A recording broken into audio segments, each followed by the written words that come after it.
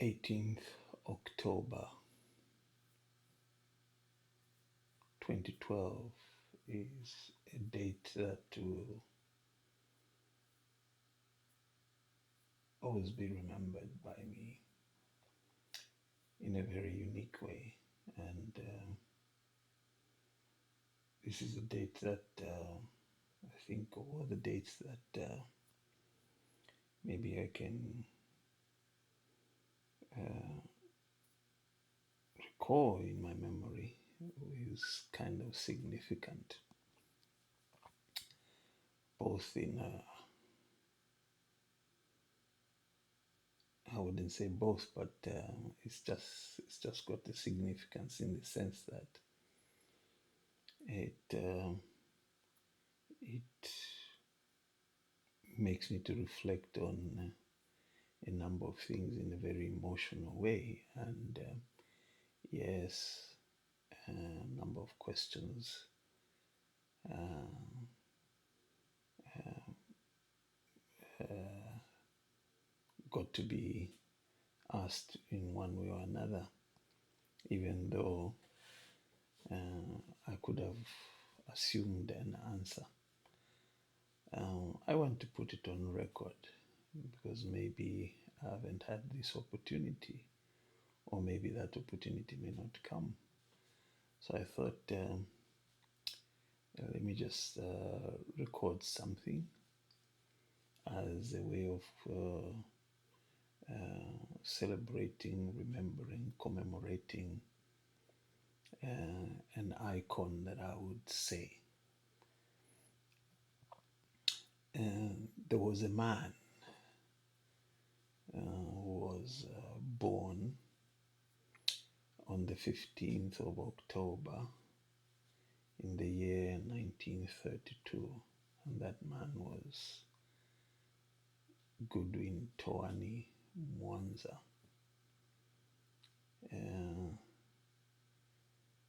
A man who had principles, really. He had a character, a demeanor that was impeccable, a man who was so self-confident. And I think he did appraise himself to a point where he was so self-sufficient in a number of ways. But having been what I've briefly described, he was a character who was larger than life, literally, though he himself was or had a stature which indeed was quite imposing. I still remember him as a tall man, large size palms, size 11, 10, 11 feet, and yeah, quite hairy in the sense that I remember him at one point. He carried himself around with a massive beard, which led him to be nicknamed Ojuku. So, for those who are conversant with African history, Ojuku was a person, an individual who hailed from Nigeria. He was quite prominent back in the political sphere of Nigeria, and he had a certain appearance which was iconic, and that was the beard that he carried. So this man, Mr.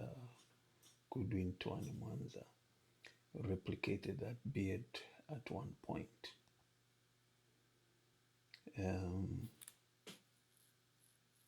That's what I can remember of him. This was way in the late 60s, early 70s. having been born on the 15th, 18th October 2012 was the day that this man departed from this earth. And it's a day that will always stick in my memory because of what transpired. Um, a bit of a background: each time 15th of October approached, I had a little tradition of buying or sending Mr. Goodwin Toani Mwanza, who was my dad, a token, like a birthday token. And he never used to ask for it. I would just, it was just automatic that I would send over that token, which was always a birth date appreciative token. So 15th of October 2012, I got a phone call from one of my younger sisters who used to live in Chipata by then. And she mentioned to me to say, "Oh, Dad is asking, are you not sending him his birthday token?" So,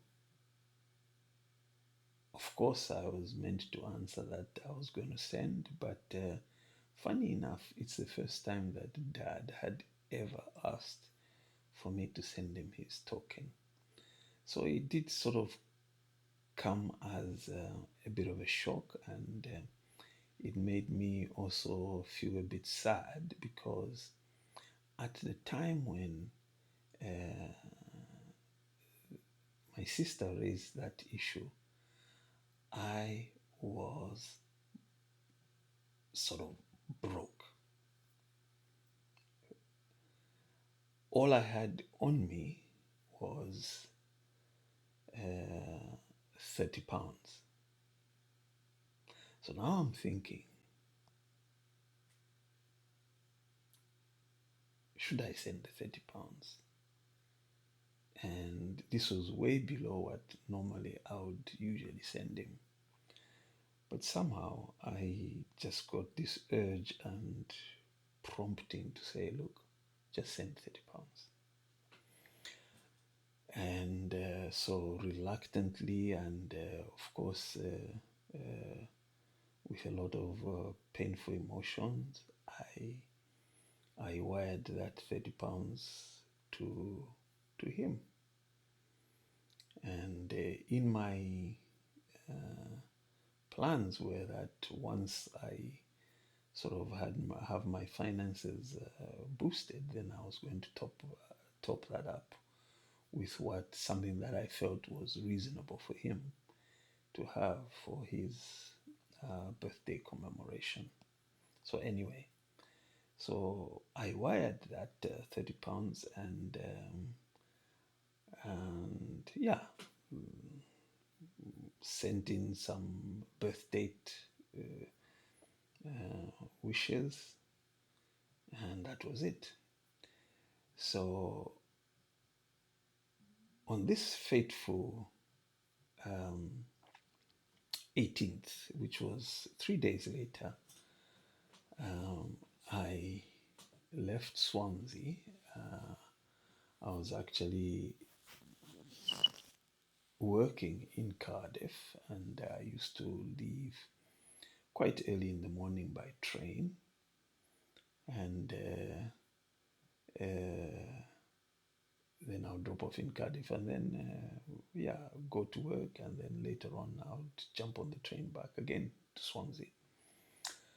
So I woke up that morning feeling a bit funny somehow, And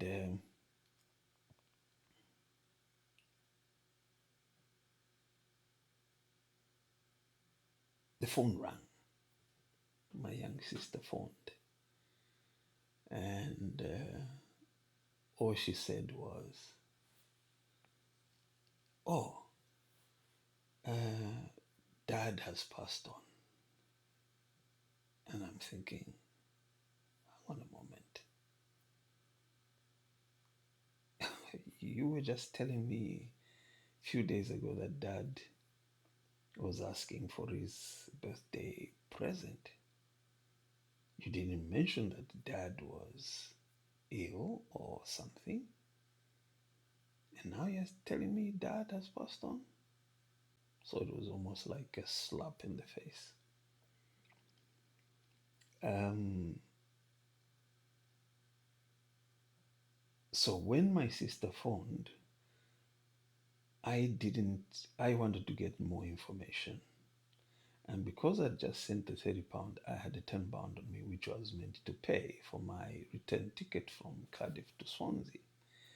So I went and bought a calling card so that I could call and then get the details. That was the only money I had on me that particular morning. So it was a decision of either I go for work or I buy this calling card. In fact, I was actually already on the train and waiting for the inspector who would get the money off me for me to pay for the ticket. But anyway, the train ran and we got to Cardiff. The inspector didn't appear, so I got off the train thinking I would pay on my way out as I'm going out of the train station.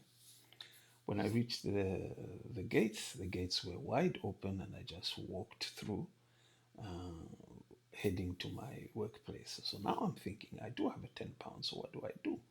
I went and bought a calling card. I said, well, getting back home, it will sort itself out. So anyway, I called my sister and got the details, and it was such um, uh, a terrible moment for me because it was shocking. I hadn't heard of his illness, and then just to be told he's passed on after he had asked for his birthday present. So anyway, I still continued and I went into work because, as far as I was concerned, there was no need for me to go back home because, yeah, I was in Swansea. Everything happened each but what else was I going to do? So now I had to think, this has happened, so we've got to do what is expected of us. So I went into work. Um, yeah, uh, it was quite a somber day in the sense that though I was executing what I was doing, but in the back of my mind, I knew I'd lost Dad and I hadn't seen him in quite a while. So as the day went by, I remember calling my pastor. He's the first person that I mentioned to, and I told him, just want to inform you that I have lost my dad in Zambia, but please don't tell my wife. I want to come and tell her myself. And yeah, pastor appreciated, and yeah, then we went into talk. So what do you think we should do? I said, well, we'll come and discuss when I get home. So anyway, um, to cut the long story short, for in the meantime, I knocked off that day, and the travel back home was very interesting. Remember, I'd used the last £10 that I had, and somehow I couldn't get any money from anybody. So I just said, well, I will get home. So I walked to the train station, got onto the train, and I said, if the inspector asks me, I'll tell him I don't have money, and this is what has happened. Well, lo and behold, that trip was miraculous because I nobody came and asked for a fare off me, and I traveled free of charge from Cardiff to Swansea, and that's how I got home. So when I got home, that's when I broke the news to my wife and kids that, well, dad has passed on, and all the information that I have is that he actually fell sick. Now, here's the interesting thing. On the 15th, my sister had requested me to send dad's present. And because of the amount which was in my wallet, I thought it was not enough for me to send, but nevertheless, I did send.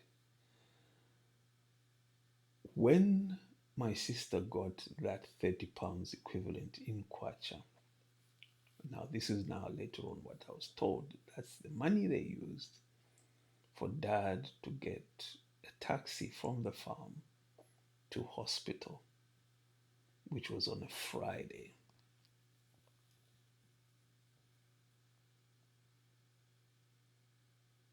And it's a bit emotionally coincidental that today the 18th is on a Friday. And this is the exact day that dad passed on. So anyway, funny things happen. So anyway, dad was taken into hospital, and he was given, he was examined and found that he was having breathing difficulties, and it was confirmed that he had some bronchial or whatever. He used to be a miner anyway, so his lungs were quite affected. So he went in on a Friday, Saturday, and then he passed on a Sunday. No, he passed on a Sunday actually. I think I'm confusing the dates in a way, but he went in on a Friday, Saturday, and then he passed on a Sunday, which was the 18th. Let me just correct that. Yeah, Sunday was the 18th. That's when he passed. So anyway, with that having happened, being the eldest of his children, everybody else was looking up to me.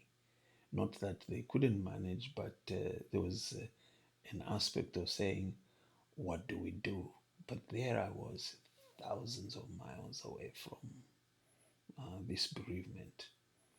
And I had to gather myself and put on my thinking hat and request information which was on the ground, and gave a direction of how best we were going to honor this man. And anyway, the family who were on the ground did what they did. Salute all my young brothers and sisters, auntie, uncles, and the honor that they gave him. So, in the process of the whole funeral procession, and probably for those who might not be aware, in Zambia, our culture is that we do not prolong funerals, because we want, as soon as people who are notable and who are of authority are around, they pass the decisions, agreements are arrived at in terms of when to bury, how to bury, where to bury, is everybody around. It takes at the most probably minimum 3 days. The body is put to rest. So anyway, so dad was put to rest almost like 3 days after he had passed, and everything was put in place. So it so happened anyway with the my beloved colleagues that I have around here, tokens were raised, and we managed to send over quite some substantial amount, which covered what we thought was good enough to give dad a good send off. So anyway, so that was it. So dad passed on the 18th. So for me, it is quite a very poignant time, really, because of the expression of emotions that I would sort of dwell in. it was difficult for me to express the emotions that I felt because I felt a bit hopeless. I was far away. And then I asked myself questions: why does it have to be this way? What you may wish to know is that my mother passed on at a time when I least expected. And that's a story for another day. As I'm speaking to you right now, I still haven't put a closure on my mother's passing because I've never even seen her grave. It's a big story for another day. So here's a situation where now dad also passes on and I'm miles and miles away. So now I'm thinking and asking myself, Lord, why should it be this way? Why should it be this way? Because the only way I was going to honor this man is to be physically there. That's me in my thinking. So, but anyway, it is what it is, as they would say. And so dad was put to rest and I was not there. But thankfully, my siblings did a good job. My auntie was there, my uncles were there. They did a good job to send him off. So all I could say in really honoring Goodwin Toan Mwanza is to perpetuate the commemoration and the significance of the 18th of October after the 15th of October when he was born. So I feel this is important for me to record so that it reminds me of the significance that I can attach to the passing of this man. And I only wish I would have been there.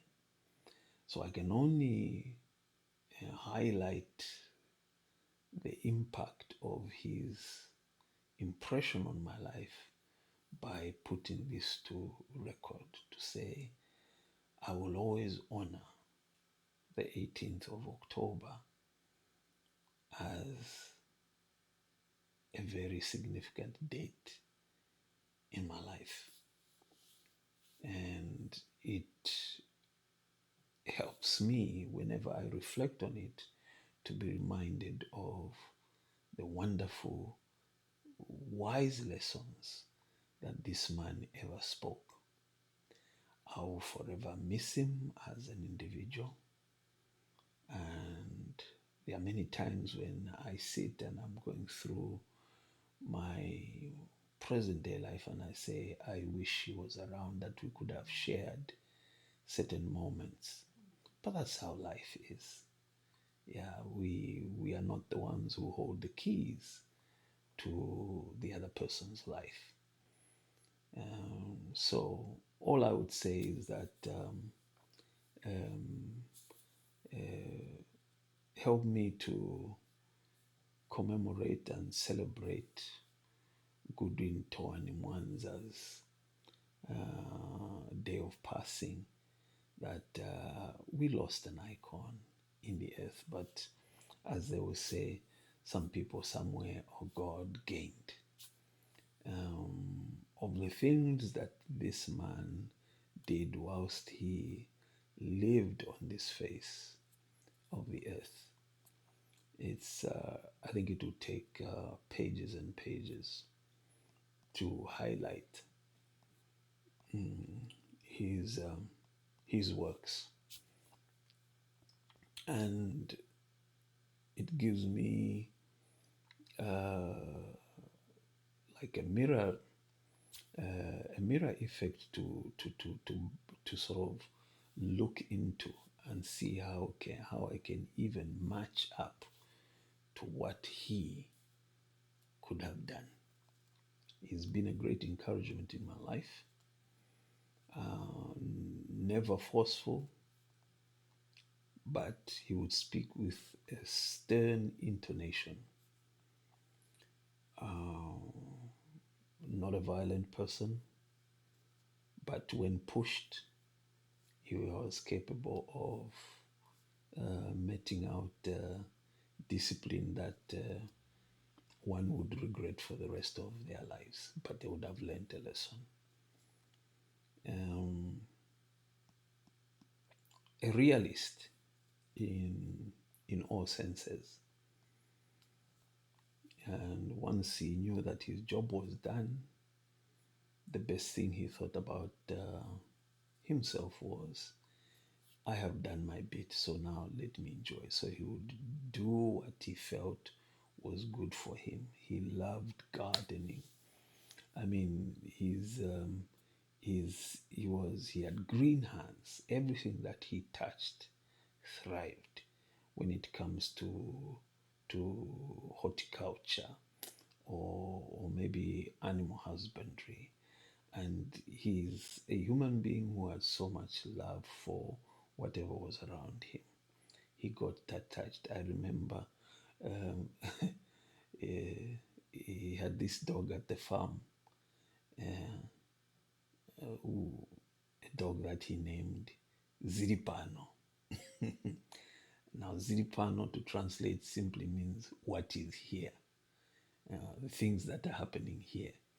And you find he'll be calling it Ziri, Ziri, Ziri. So he was so attached, and he also had this hog or pig that was treasured, and I think it was, I can't remember the name that it was given.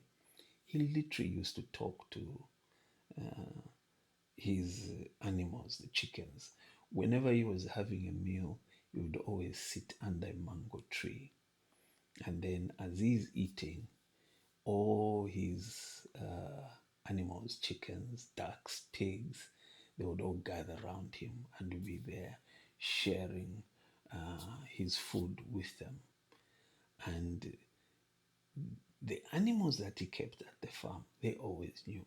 When such a time came, when they saw maybe whoever was preparing the meal for dad was preparing, they would actually come from wherever they were coming, knowing very well that it was treat time.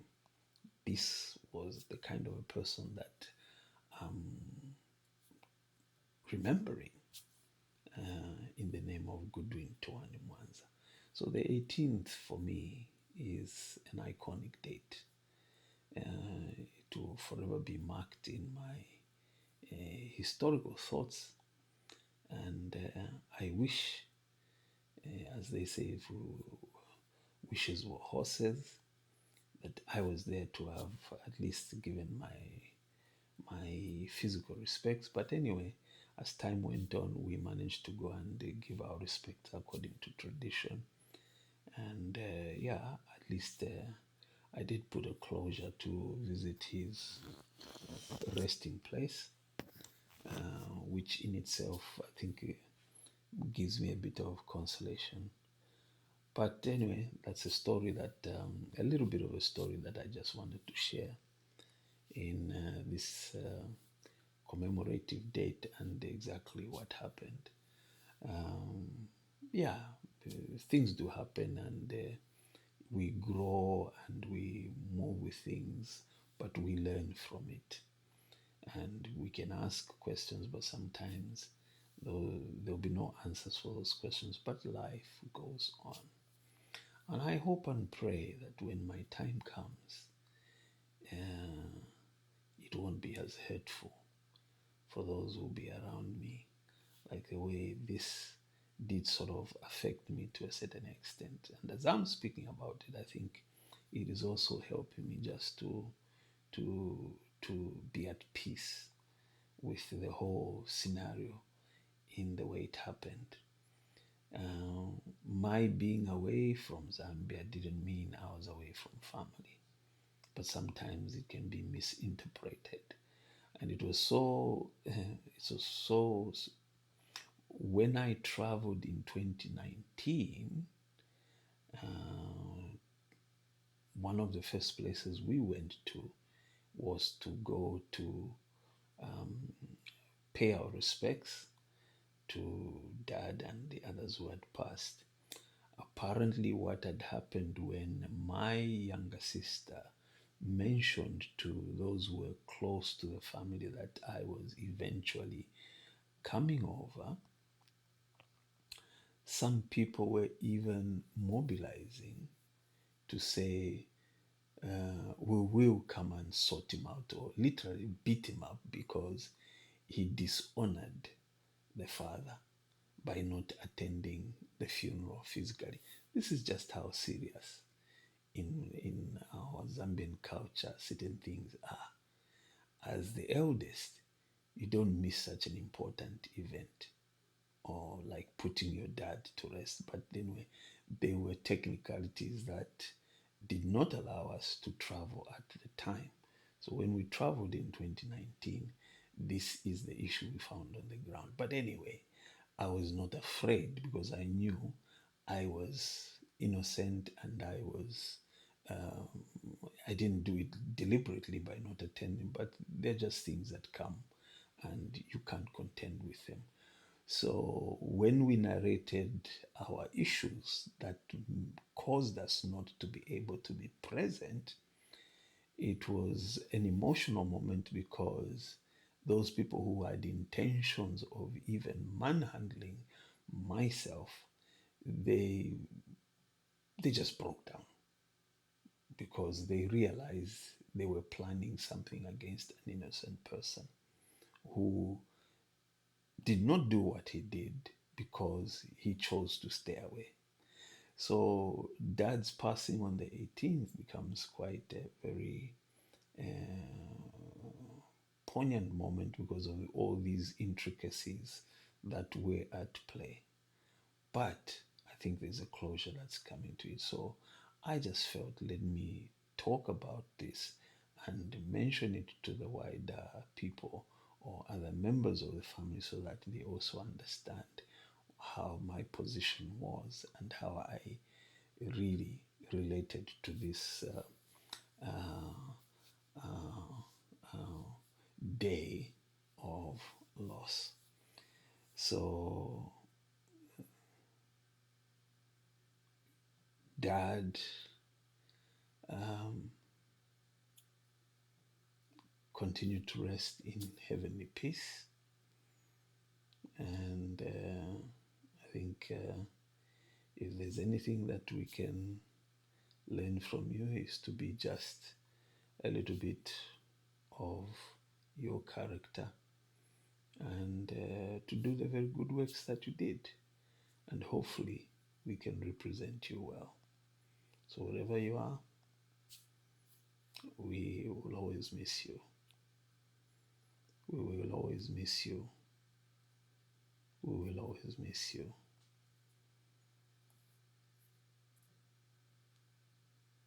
Thank you, and God bless.